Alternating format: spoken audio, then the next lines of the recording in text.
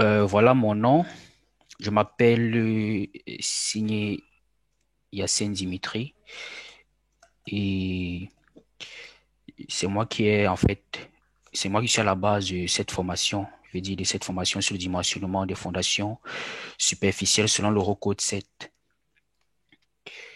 Donc, pour me présenter rapidement, pour mon cursus académique, je suis initialement diplômé de l'École nationale supérieure des travaux publics de Yaoundé.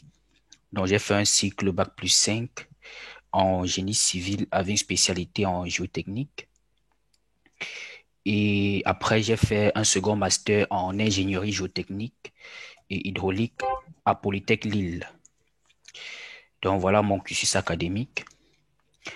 Pour ce qui est de mon cursus professionnel, je suis ingénieur études géotechniques en France. Donc actuellement, je travaille sur un projet qui s'appelle HS2. C'est tout simplement un projet de ligne de TGV. Donc, la construction de la ligne de TGV, la deuxième ligne de TGV, HSID, High Speed 2. Donc, deux, c'est parce que c'est la deuxième grande ligne de TGV en Angleterre.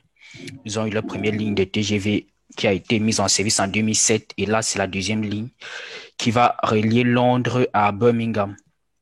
Donc, c'est la phase 1 du projet. Et la phase 2, c'est en rouge. Ça va relier Birmingham à Manchester et Birmingham à Leeds. Donc, actuellement, nous sommes en train de concevoir, en fait, la phase 1. C'est une entreprise française qui a gagné le projet en collaboration avec deux entreprises anglaises. Donc, il s'agit à l'occurrence de CETEC. Si vous avez entendu parler de Talrand ou bien de Foxstar, ce sont eux qui ont créé ce logiciel. Donc, c'est là que je suis ingénieur études géotechniques. Et voilà, c'est ça que je fais à temps plein. Mais à côté, vous me connaissez plus comme étant le fondateur bien cofondateur de Best Engineering Practice, qui est la chaîne YouTube qui, depuis plus de presque 3 ans aujourd'hui, fait des tutoriels sur la géotechnique et produit beaucoup de supports, en fait, pour promouvoir le domaine géotechnique en Afrique. Donc, en gros, c'est ça. Donc, le contenu de cette formation, nous aurons le cours 4 samedi et à la fin, nous aurons un projet qui sera facultatif. Donc, chacun pourra faire à son rythme et nous programmerons une séance par personne pour discuter du résultat. Mais c'est facultatif. Donc, si tu veux, tu fais. Mais si tu ne veux pas, c'est un peu obligé, tu vois. En gros, c'est ça. L'idée, c'est de pouvoir mettre en pratique sur des données réelles de terrain ce que nous aurons vu d'une manière théorique avec les exemples dans le cadre du secours. Donc, en gros, c'est ça l'idée. Donc, pour ce qui est de l'objectif, c'est évident, je suis conscient qu'en 4 semaines, on ne peut pas tout voir sur les fondations superficielles parce qu'il y a énormément de choses à dire, surtout l'Eurocode 7 qui a tellement de choses à l'intérieur. Donc, le but de la formation n'est pas que à la fin, vous soyez des experts. Si dit ça, il sera un menteur. Mais le but, en fait, c'est de donner des bases solides pour pouvoir faire des calculs sans avoir des difficultés. Et justement, ayant ces bases solides, je vais vous donner des ressources. Je pense que je vous les ai données. J'ai mis les documents sur le Drive, sur Google Drive, et j'ai partagé avec plusieurs. Donc, si vous n'avez pas encore reçu, il faudra me faire signe après pour que je puisse vous les envoyer. Donc, ce sont des documents qui vous permettront, des ressources en fait, des normes et autres, qui vous permettront d'aller plus loin à partir des bases solides que nous verrons dans le cadre de cette formation. Et le but, généralement, lorsque je donne mes formations, c'est que les personnes avec qui je travaille puissent atteindre un niveau vraiment intéressant. C'est aussi ma fierté à moi de dire que voilà, j'ai travaillé avec X ou Y et il a un très bon niveau dans son pays ou bien il travaille sur tel projet. Donc, c'est plus dans cette optique-là. Voilà. Donc, nous allons entrer dans le vif du sujet. Et la fondation, c'est pas à moi de vous dire ce que c'est que la fondation. Si vous avez décidé de prendre ce séminaire de formation, ça veut dire que forcément vous connaissez déjà ce que c'est que la fondation. Donc, on peut avoir, ces slides, c'est juste pour montrer que les fondations, ce n'est pas que pour les bâtiments, c'est aussi pour les ouvrages de génie civil d'une manière générale. que ce soit pour les ponts, les murs de soutènement, les bâtiments et tout. On parle de fondation. Donc, le but de cette formation, ce n'est pas le dimensionnement des fondations des bâtiments, c'est le dimensionnement des fondations d'une manière générale des ouvrages de génie civil. Donc, c'est la première chose que je voulais relever. Donc, voilà la définition que Wikipédia donne d'une fondation. C'est la partie du bâtiment ou d'un ouvrage de travaux publics qui assure la transmission des charges, en fait, la transmission dans le sol des charges. Donc, que ce soit le poids, les forces climatiques, les forces sismiques, ou bien les charges d'exploitation de l'ouvrage. En gros, c'est ça. On peut aussi avoir les fondations pour les viaducs, les ponts et bien d'autres ouvrages de génie civil. Donc, on fait une distinction entre les fondations superficielles, les fondations profondes et les fondations semi-profondes. Et pour les fondations superficielles, c'est le cas de ce qu'on va voir dans cette formation. Les fondations profondes, ça va faire l'objet d'une autre formation parce que c'est un sujet aussi vaste et c'est un sujet plus vaste même que les fondations superficielles. Donc, ça ne peut pas être mélangé, absolument pas, parce que ça sera des sujets vraiment très vastes. Donc, pour pouvoir faire la distinction entre fondations superficielles et fondations profondes, c'est le rapport DE sur B. Donc, c'est ça, voilà la distinction qui est faite entre les types de fondations. Je vais présenter rapidement les eurocodes. En fait, les eurocodes, c'est l'ensemble des règles techniques harmonisées dans l'Union européenne pour le dimensionnement des ouvrages, les ouvrages de génie civil d'une manière générale, que ce soit les ouvrages en béton armé, et les ouvrages en acier, le dimensionnement des ouvrages en bois, en fait, le dimensionnement des ouvrages de génie civil d'une manière générale.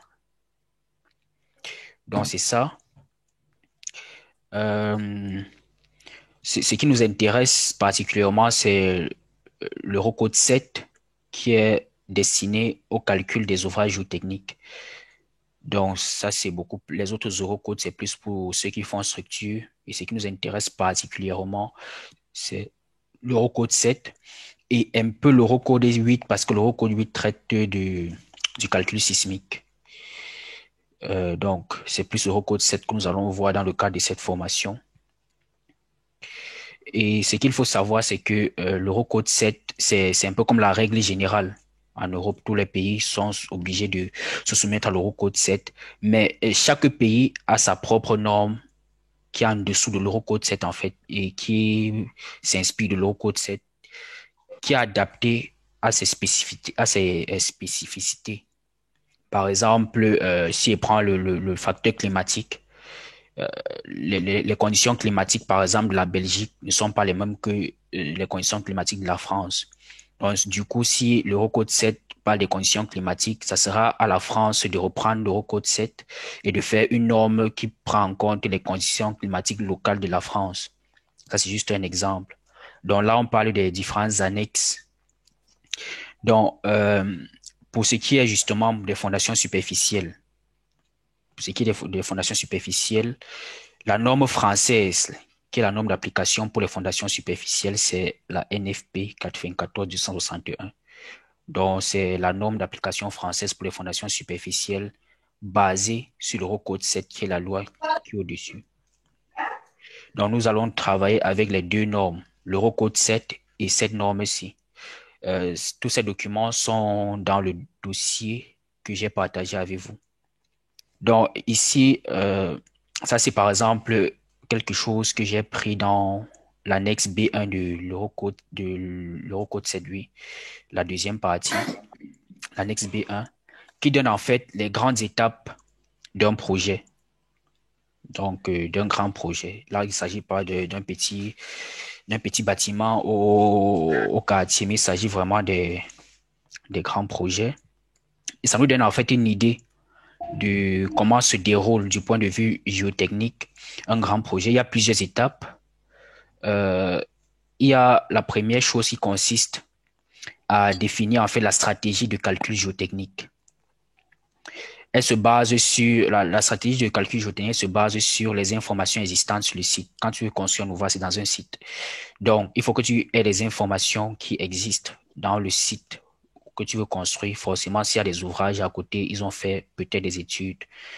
S'ils n'ont pas fait, ce n'est pas grave. Il faut avoir une connaissance géologique, le contexte géologique de la zone dans laquelle tu te trouves.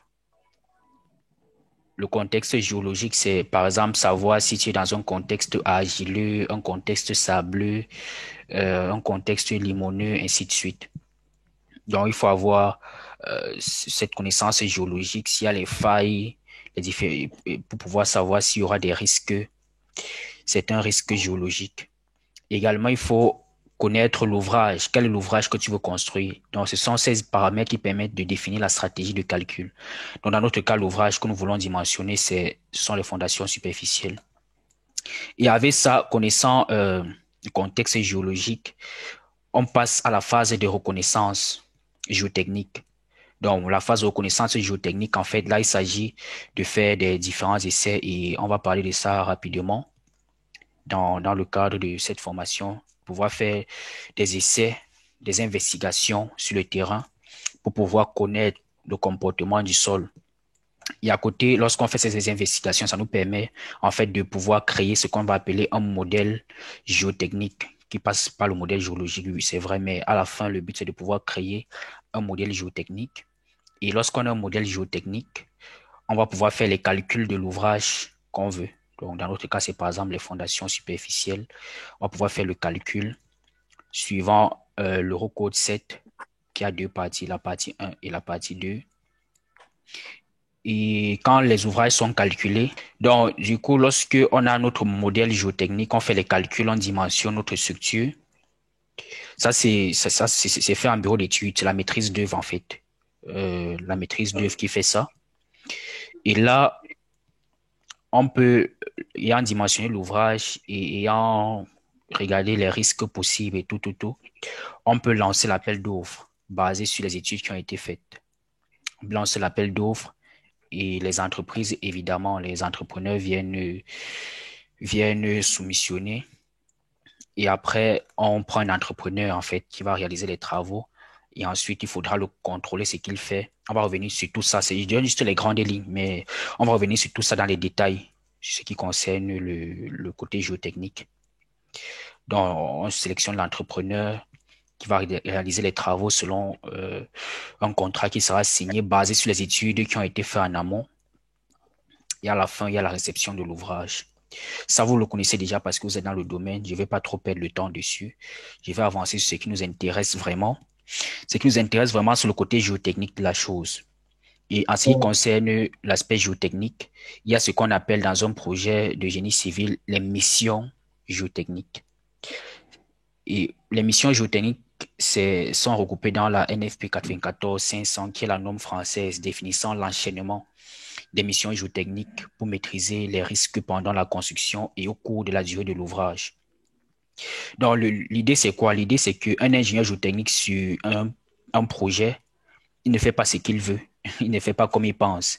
Il y a une norme qui lui dit, à tel niveau du projet, c'est-à-dire la phase préliminaire, voici ce que tu dois faire. Pendant la phase d'étude, voici ce que tu dois faire. Pour la phase d'appel d'offres, voici ce que tu dois faire. Pour la phase de réalisation des travaux, si tu es en entreprise, si c'est toi l'entreprise, voici ce que tu dois faire, ou bien si si c'est toi qui contrôle.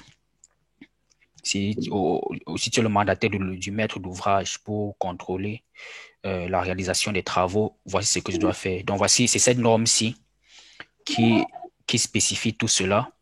C'est également dans le document que je vous ai envoyé. Mais on va passer rapidement sur les grandes lignes. Comme j'ai dit, le but, en fait, c'est de vous donner les grandes lignes pour que vous puissiez comprendre rapidement l'idée globale. Et ayant compris l'idée globale, ça va faire en sorte qu'en lisant ces normes, ça puisse être plus facile à évoluer. Donc, c'est plus ça. Donc, ces missions